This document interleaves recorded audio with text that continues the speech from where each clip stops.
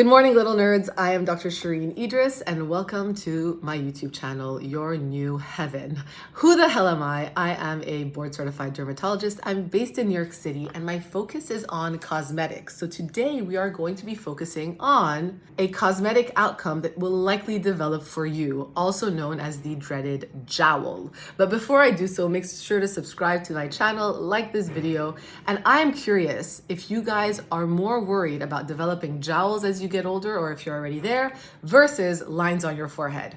Why? Because in my practice, I have yet to meet a human who has told me, I get so many compliments on my forehead. It doesn't happen.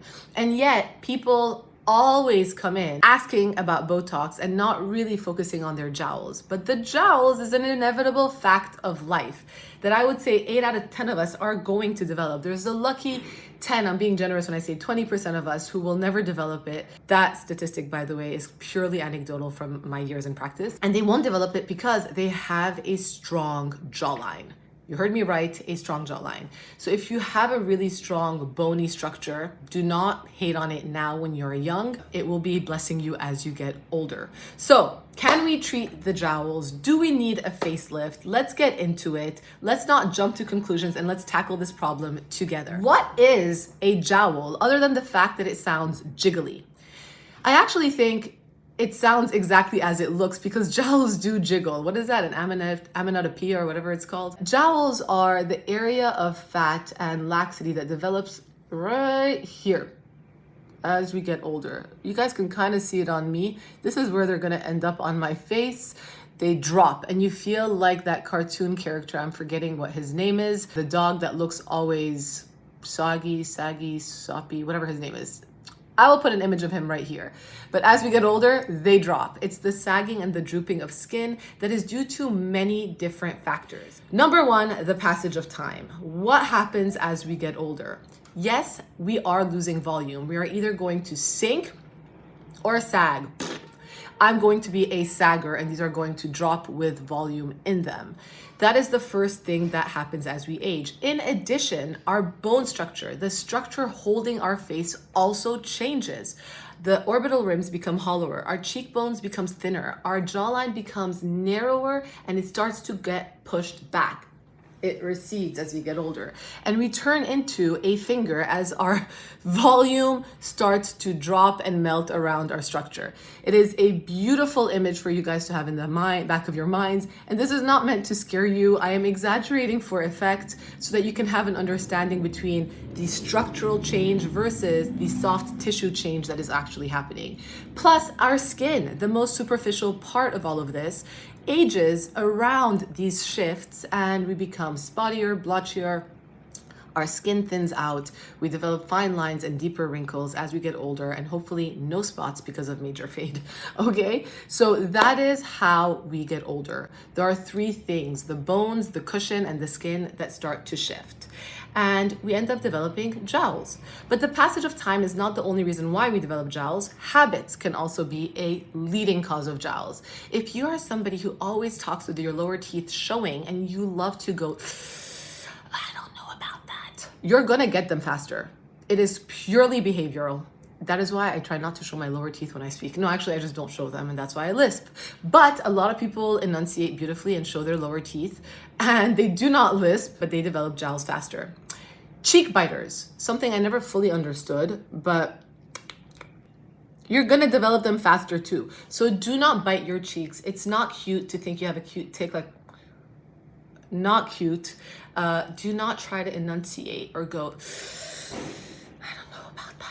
because you're gonna get them worse off as you get older. Smoking, of course, let's throw that in there because if it's not for your health, it's for vanity's sake. Let's quit the cigarettes. But all of that can lead to aging and the jowl formation. And I will tell you there are 3 peaks of life.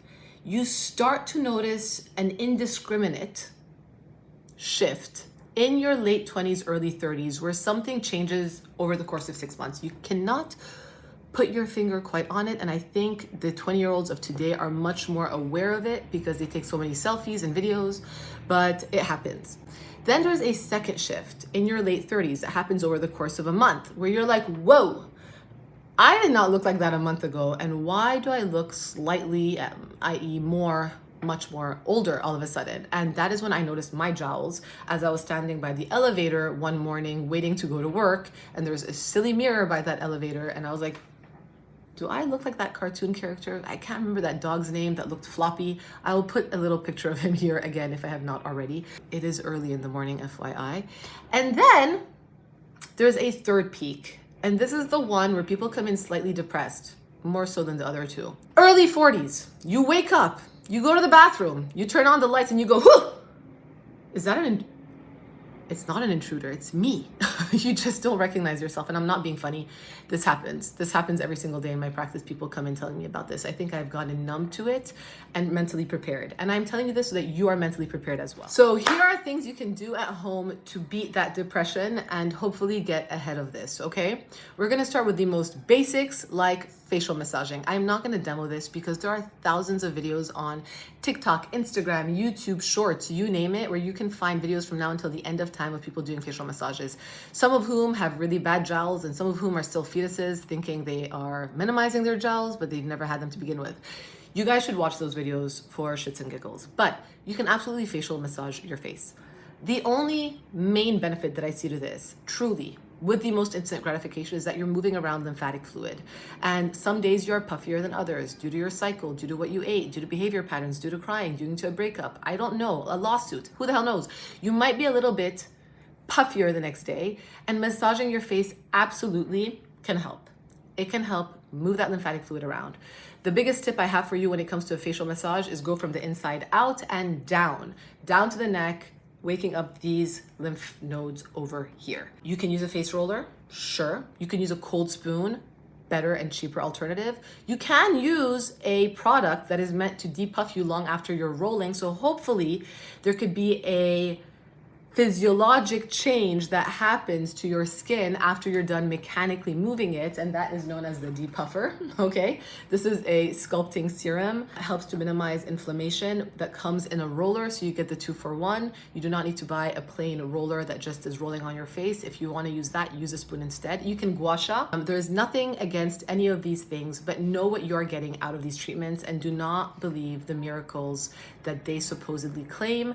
It's no miracle, okay? It is only work because you're mechanically moving, and the only thing that's going to cause a residual effect, not because it's my product, is a product that has anti-inflammatory benefits. This is one of them that is going to minimize that superficial swelling. All right, so that is where the facial massages come in.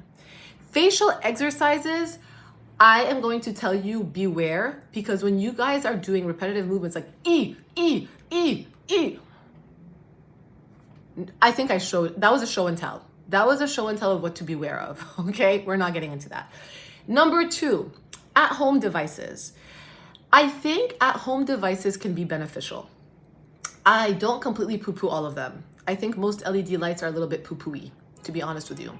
But I think the at-home devices that are usually electrical devices have some benefit. The issue with at-home devices is we buy them, we use them once, and then we stare at them as if they are some sort of relic that we should be proud of, but we never use them. They're only as good as we can use them for. And that is kind of like going to the gym, all right? So the first one is NuFace. There's also the Zip device. I do not use this with the serum that they sell. I actually just buy ultrasound gel. This is probably one of the only things I buy on Amazon. I actually take it from my office. We do not buy it from Amazon. We buy it from a medical supplier for the office, but you guys can buy it from Amazon as long as it's very basic ultrasound gel. I mean, people should not be trying to rip you off of ultrasound gel. It is cheap AF. Just use that. The other thing you could do is if you do have the depuffer, I will use this on my face first, using the serum and allowing this to glide over it. It's a great hack. If you don't want to roll with this, but you want to get electrical current benefit, I apply this first by section and I do the NuFace over it. And by the time I'm done, snatched, redness reduced, depuffed, and muscles are stimulated. What does this exactly do? It delivers low-level electrical currents to your muscle and your tissues in your face, allowing for ATP to be generated and for your skin cells to function most efficiently. So it keeps you looking younger and youthful and more alive for longer, as long as you use it. You will see benefits in terms of looking quote unquote more snatched, having less puffiness, because you're also mechanically moving that fluid around by the actions that you're using this device. Kind of like the face roller with this, minus the electrical currents, but this has electrical currents that's producing ATP. This doesn't. So this is going to help to stimulate all of your skin, your collagen production, your muscle stimulation, etc. It is a great device. Very honestly, I have this, I had the zip. I think I prefer this to the zip. It seems more intuitive. The zip for me never quite gelled, but it's you and your preference. Do I think one is technically better than the other? No, I think it's you and your preference. If you're looking for pure muscle stimulation, this looks like an S&M device. This uses electrical muscle stimulation, also known as EMS. My husband thought I had lost my mind and was about to put me in a mental institute, or he thought I got kinky and didn't know what was going on. All right, my makeup is now inside this. This is known as the MediLift. It uses electrical muscle stimulation that is a higher intensity electrical current and impulse that causes your muscle to contract. I can actually feel it over here contracting. If you're somebody who is prone to TMJ, and you clench a lot, do not use this. It might make it worse. So just be careful. But if you do this often enough, your face will get more sculpted. And I was using it more often back in like February, March.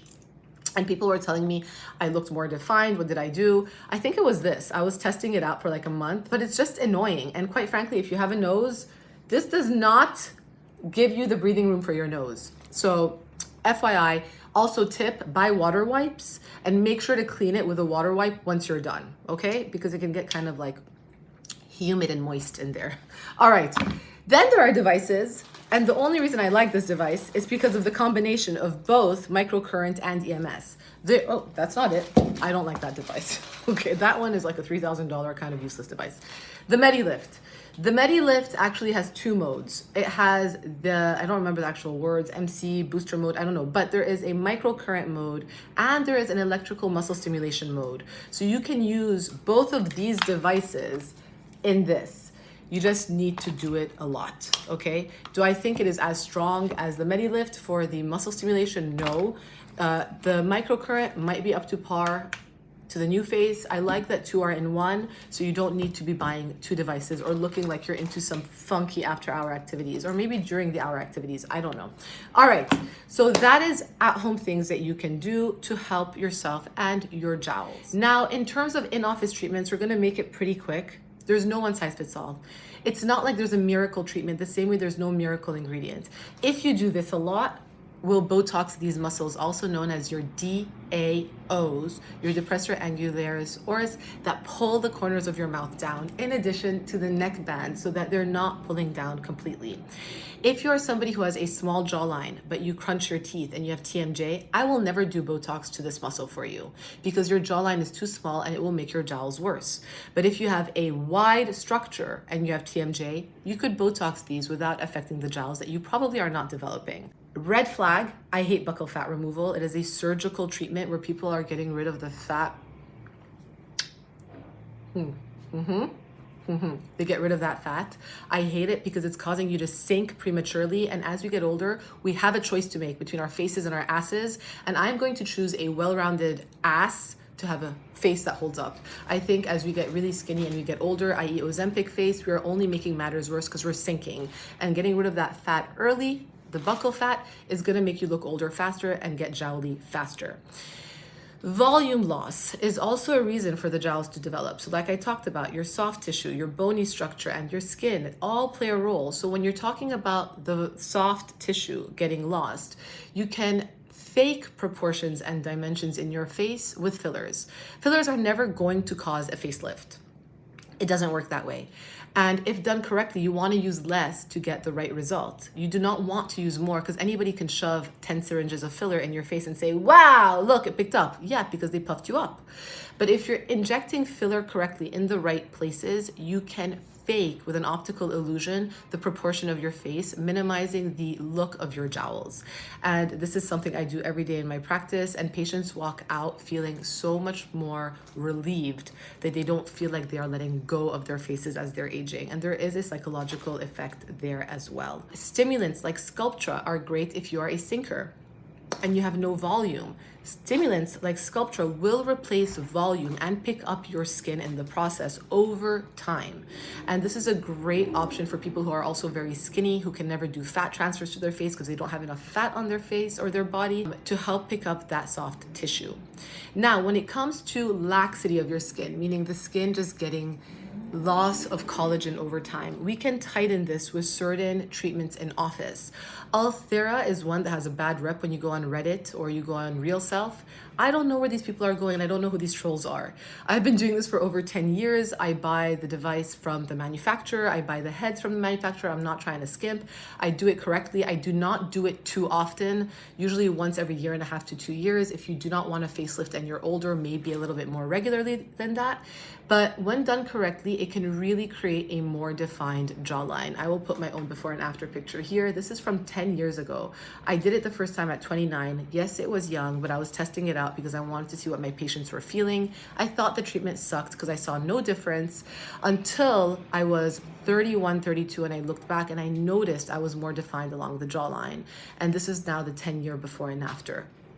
So that is a great one. Radiofrequency can also be helpful. Things like the Morpheus, things like the Secret, you just have to be careful not to melt your fat because those can go deep and truly melt fat if you're not being careful. And then there are other things like threads that used to be in vogue in the early 2000s. They came back in 2017, then they went away again. I think people think everything is a miracle and then they expect so much from it and then they get turned off. They never want to do it until they time to rediscover it. When done in conjunction with everything else, threads can be helpful, especially for those who do not want to get a facelift. And then facelifting is your last option. But facelifting alone is not going to get rid of your jowls either. I'm sorry to break it to you. Somebody who is very close to me within my family, wants to remain anonymous, had a facelift probably 4 weeks ago, maybe 5 weeks ago, and that person still has jowls, but the facelift is excellent. And the reason that person still has some slight jowling here is because if they pull too much, you've all seen mouths that look like this after a facelift, where you're like, why do they look like their mouth is stretched? It is a fine balance between stretching out a mouth and getting rid of a jowl. And even with facelifts, when done correctly, there is still some jowls left behind. Plus, with a facelift, and you might say, I'm going to do it younger then, you only have like a 10-year lifespan. Are we going to really have a facelift every 8 to 10 years, starting at 35? And I say 35, you guys might be gasping, but I've had patients who are 35 asking me if they need a facelift in my practice, and I have been very adamant to say no. Yeah. I'm just saying, you guys are on social. If you're watching people saying do facelifts, don't get fillers, they're probably selling you facelifts. And if you're seeing somebody say do fillers and don't get facelifts, they're probably selling you fillers. I'm here to tell you a facelift is a must at some point if you want to age a certain way. And I do fillers, but everything in moderation is key. That is the name of the game. Subtle can have dramatic outcomes over time, but you have to be patient. And you can't have it all at once because then you'll look like a different human. And if that's your goal, great. But if that's not your goal, then this video I hope was helpful for you. You buy your shoes on sale, not your face. Forget the Groupon deals. Find yourself a human, me or anyone else in this planet that you like, whose aesthetic you align with, and hopefully you too can grow together with the in-office procedures. This video was very well-rounded. I hope you guys enjoyed it. I did Peloton at 6 a.m. I feel like I've already won today, and it is only 8:15. All right, guys, I will see you guys next week. I hope you have a beautiful Saturday. Let me know your cosmetic questions below. It is what I do every single day between the hours of 8:30 to 5 p.m. So let me know. I'll see you guys later.